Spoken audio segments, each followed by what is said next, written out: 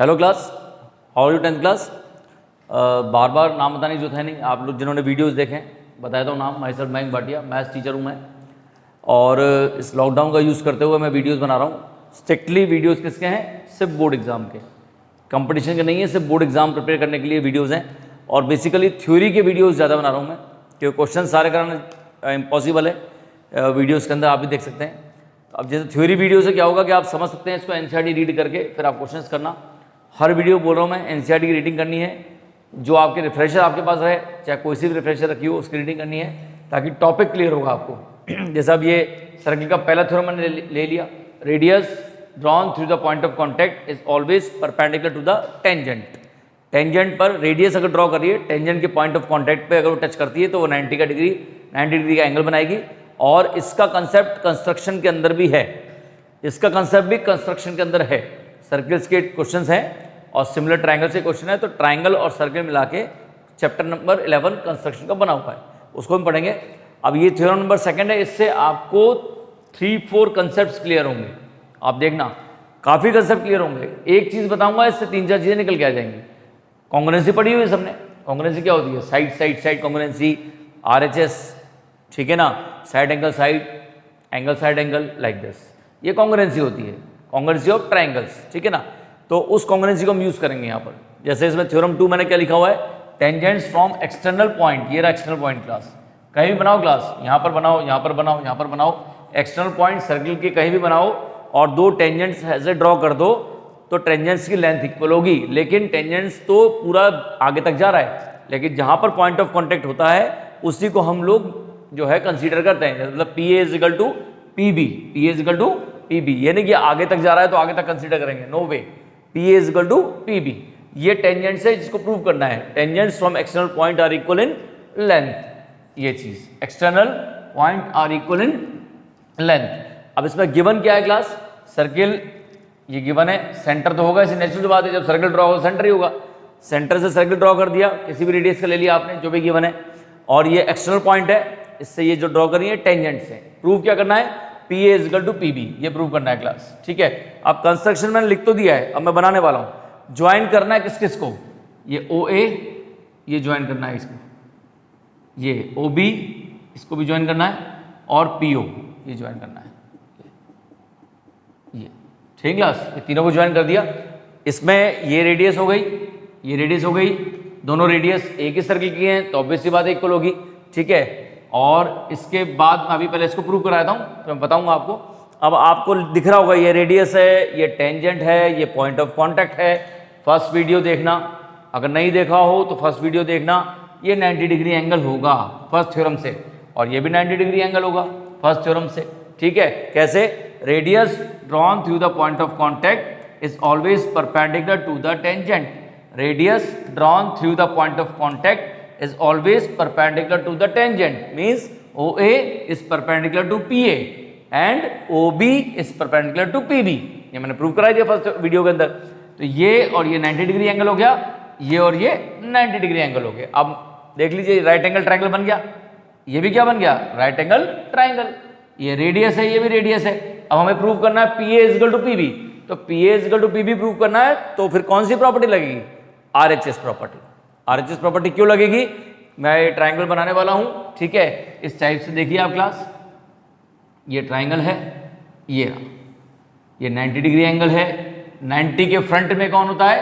Hypotenuse. 90 के front में hypotenuse, ठीक है।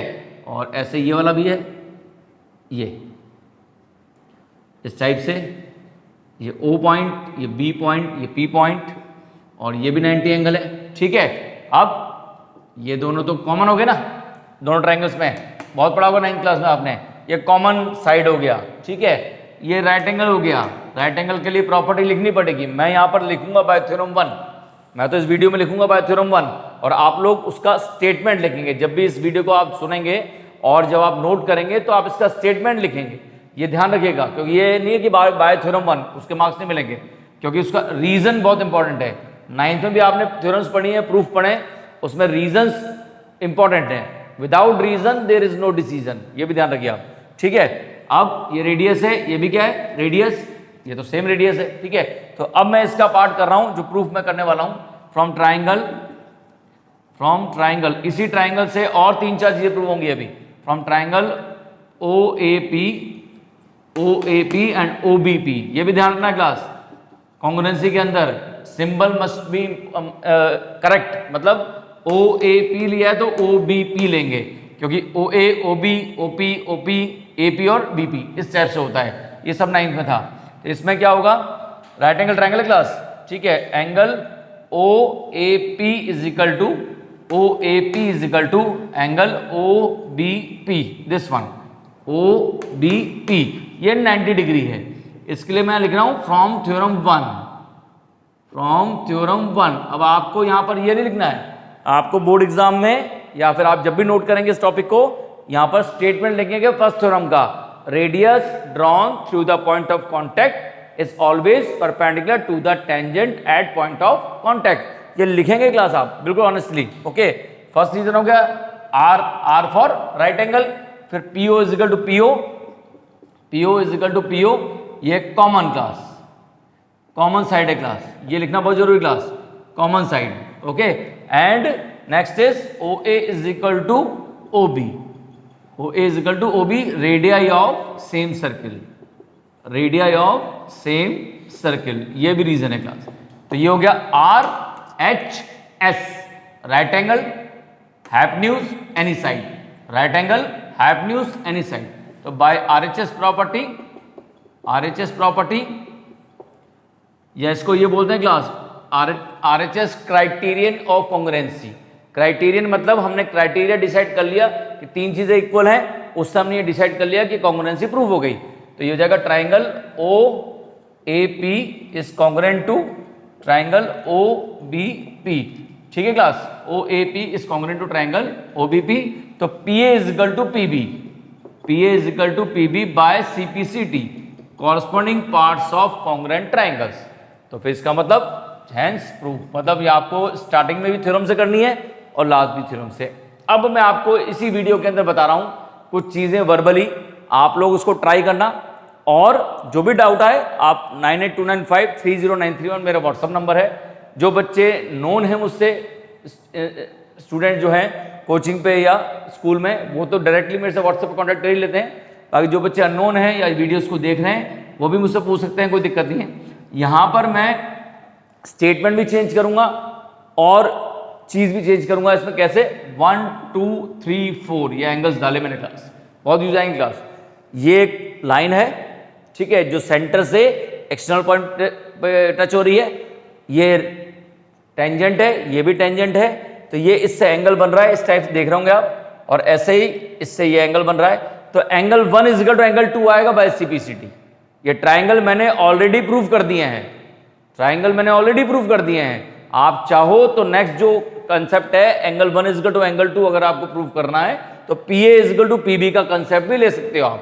तो उसमें साइड आ जाएगा, या फिर आप डायरेक्टली RHS से भी कर सकते हो। मतलब यहां भी स्टेटमेंट चेंज होगा, गिवन वही रहेगा, टू प्रूव चेंज होगा, ठीक है ना क्लास। फिर आगे बढ़ते जाएंगे, ओके। कैसे angle 1 is equal to angle 2, tangents are equally inclined at external point, ये इसका स्टेटमेंट है। मतलब angle 1 is equal to angle 2 आपको प्रूव करना है तो इसके आगे आ जाएगा, इसको मत लिखना, ठीक है ना, इसको मत लिखना, इसकी जगह angle 1 is equal to angle 2 लिख देना। मतलब angle 1 is equal to angle 2 मतलब टेंजेंट्स आर इक्वली इंक्लाइंड, ये भी काम आएगा आपके कंस्ट्रक्शन के अंदर। जैसे ये 30 डिग्री एंगल है तो ये भी कितना होगा, 30 डिग्री एंगल होगा। ऐसे ही ये CPCT से हो जाएगा, इसमें corresponding parts of congruent triangle, same चीज। Next is angle 3 is equal to angle 4, ये रेडियस है और ये एक्सटर्नल पॉइंट और सेंटर से जो लाइन ड्रॉ हो रही है, मतलब मर्ज हो रही है, उसके साथ जो एंगल बना रहा है, ये दोनों radius, angle 3 is equal to angle 4, angle 3 is equal to angle 4, ठीक है। तो angle 3 is equal to angle 4 भी किससे, CPCT से। लास्ट में बता रहा हूं क्लास में, ये दो थ्योरम इससे कनेक्टेड है। आप NCERT रीड करना और इसको सॉल्व करना। मतलब कैसे करोगे आप, गिवन टू प्रूव वगैरह लिख देना, टू प्रूव में ये तो सेकंड थ्योरम है, 3rd नंबर स्टेटमेंट डालना, angle 1 is equal to angle 2 डालने के लिए टू प्रूव में डाल देना, और जब नेक्स्ट स्टेटमेंट डालोगे तो angle 3 is equal to angle 4 आएगा। नेक्स्ट स्टेटमेंट क्या है, radii drawn equal angles, radii of circle, same circle drawn equal angle with the line joining centre, the line joining centre and the external point of circle. मतलब circle के external point और centre को line join कर रही है, इससे radius जो equal बना रही है एंगल, जैसे ये 60 है तो ये भी 60 होगा, ये 40 है तो ये भी 40 होगा, ऐसे ही ये 70 है तो ये भी 70 होगा। ये तो है टेंजेंट्स आर इक्वल इंक्लाइन, और ये तो ये दोनों चीजें प्रूव किससे हुई, इसी थ्योरम से हो गई। मतलब राइट एंगल ट्राइंगल्स को प्रूव कर दिया आरएचएस प्रॉपर्टी से, और P A equal to P B पूछता है तो ये ऐसा हो जाएगा। ओके क्लास, तो आप समझ गए होंगे इस चीज को जो मैंने बताई आपको। राइट एंगल ट्राइंगल दोनों प्रूव करने के बाद आपके जो है 3 प्रॉपर्टीज प्रूव हो गई। इसमें अब एक बात और बताना चाह रहा हूं आपको, अगर आपको प्रूव करना है जैसे tangents are equally inclined, suppose ये आ जाए प्रूव करना, तो फिर आपको ये लाइन ड्रॉ करने की जरूरत नहीं है, मतलब ये ऑलरेडी ड्रॉ होगी, मतलब कंस्ट्रक्शन में लिखने की जरूरत नहीं है इसको। और अगर आ जाए एंगल 3 इक्वल टू एंगल 4, तो ये तीनों कंस्ट्रक्शन नहीं होगी। क्यों? क्योंकि एंगल 3 और एंगल 4 कैसे बनेगा, जब लाइन्स होगी जब भी बनेगा। तो उसको हम डॉटेड लाइन की जगह जैसे कंस्ट्रक्शन ड्रॉ करते हैं तो डॉट लाइन ले लेते हैं, और कंस्ट्रक्शन नहीं लेंगे तो फिर हम लोग डॉट लाइन नहीं लेंगे, हम फुल इसको ऐसे पूरा लाइन को ड्रॉ कर लेंगे। ठीक है, तो angle 1 equal to angle 2 prove करना है, तो यहां पर है टू प्रूव में एंगल 1 इक्वल टू एंगल 2 आ जाएगा, इसकी जरूरत नहीं पड़ेगी। प्रूफ में सारा सिस्टम यही रहेगा, लास्ट में एंगल 1 इक्वल टू एंगल 2 आ जाएगा। उसके बाद अगर suppose angle 3 equal to angle 4 prove करना है, तो फिर टू प्रूफ के अंदर एंगल 3 इक्वल टू एंगल 4 आ जाएगा, ये पूरा सिस्टम सेम आ जाएगा, और यहाँ पर एंगल 3 इक्वल टू एंगल 4 आ जाएगा। तो उसके बाद आप स्टेटमेंट लिख देना, ये रेडियस जो है ये कब बनाएगी सेम एंगल, इस एक्सटर्नल पॉइंट की लाइन से, जब ये पॉइंट ऑफ कॉन्टेक्ट पे टच करेंगी। ये भी ध्यान रखना, कोई सी भी रेडियस नहीं, जैसे ये रेडियस ले ली, ये रेडियस ले ली, नो वे, ये नहीं बनाएंगी, ध्यान रखनी है। ठीक है ना क्लास, आपका जब भी बनाएंगे जब पॉइंट ऑफ कॉन्टेक्ट पे टच करेंगे। ठीक है, अब जो प्रॉपर्टी है वो भी इसी पे बेस पे है, आपने पढ़ा होगा angles and property of quadrilateral, sum of all the angles of quadrilateral is 360 degree. ठीक है, अब आप सोचेंगे इसका यूज कैसे आएगा यहाँ पर, अभी मैं बताता हूँ आपको। देखिए इसके अंदर मैं सारा रब कर रहा हूँ, ये थ्योरम सब कंप्लीट हो गई है। अब जो प्रॉपर्टी है वो प्रॉपर्टी एनसीईआरटी का क्वेश्चन है, this is the question of the NCERT, आपको ध्यान रखना क्लास। ठीक है, एनसीईआरटी का क्वेश्चन है, और इस प्रॉपर्टी को हम लोग इसी फॉर्म के अंदर प्रूव करेंगे। आप देखेंगे ध्यान से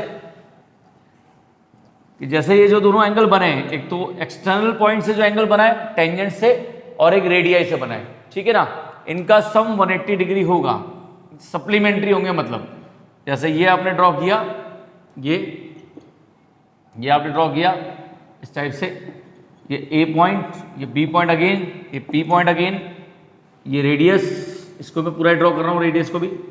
ठीक है, ये सेंटर आ गया, ये भी रेडियस, ये 90, ये भी 90। अब ये बन गया quadrilateral, this is the quadrilateral, P A O B, this is the quadrilateral. इसको अगर आप एंगल 1 लेते हैं, इसको एंगल 2 लेते हैं, तो angle A P B plus angle A O B is equal to 180 degree. ये आपकी प्रॉपर्टी है जिसको आप 1 मार्क के क्वेश्चन में यूज कर सकते हैं, और ये एनसीईआरटी का क्वेश्चन भी है। मतलब the angle made by the tangents at external point, sum of the angle made by the tangent at external point and the angle made by the radii at the centre, this sum is 180 degree means supplementary. ये आप देखना class statement, angle APB plus angle AOB is equal to 180 degree. अब angle sum property क्या होती है, इसको मैं थोड़ा शॉर्ट बताऊंगा। Angle sum property of quadrilateral, sum of all angles is 360 degree. मतलब इसको जैसे 3 एंगल दिया, इसको 4 एंगल दिया। ठीक है, तो angle 1 plus angle 2 plus angle 3 plus angle 4 is equal to 360 degree. मतलब इसको लिखते हैं angle sum property of quadrilateral. Okay class, angles of property of quadrilateral. ठीक है, तो angle 1 plus angle 2 plus angle 3 plus angle 4 is equal to 360। Angle 3 और 4 90 degree है, angle 3 is equal to angle 4 is equal to 90 by theorem 1। अब आपको वापस से यहाँ थ्योरम 1 नहीं लिखना है, आपको स्टेटमेंट लिखना है यहाँ पर। ठीक है, तो angle 1 plus angle 2 plus 90 plus 90 is equal to 180 degree. तो angle 1 plus angle 2 is equal to 180 degree, इस टाइप से जाएगा। ये होगा 360, sorry class, this is 360 degree, क्योंकि ये angles of property of quadrilateral है। तो एंगल 1 प्लस एंगल 2 हो गया 180 डिग्री। तो अब अगर एंगल 1 इज इक्वल टू लेना है, तो angle 1 is equal to 180 minus angle 2, और angle 2 is equal to 180 minus angle 1। तो इस प्रॉपर्टी का भी आप देखना, आप जब एनसीईआरटी रीड करेंगे, एमसीक्यूज वगैरह करेंगे तो इनका डायरेक्ट यूज आएगा। ठीक है, और भी चीज़ें हैं वो मैं नेक्स्ट वीडियो में आपको बताऊंगा। नेक्स्ट वीडियो जो सर्किल का होगा उसमें आपको क्वेश्चंस कराऊंगा एनसीईआरटी के, प्लस कुछ क्वेश्चन बताऊंगा जो प्रॉपर्टी के फॉर्म में यूज आएंगे। ओके क्लास, तो मेरे चैनल को सब्सक्राइब कीजिए, लाइक कीजिए, मोटिवेट कीजिए हम सबको, टीचर्स को, ताकि हम लोग आगे से आगे वीडियोस बनाएं और आपको बोर्ड प्रिपरेशन डायरेक्टली हम करवा सकें। Thank you class, have a nice day.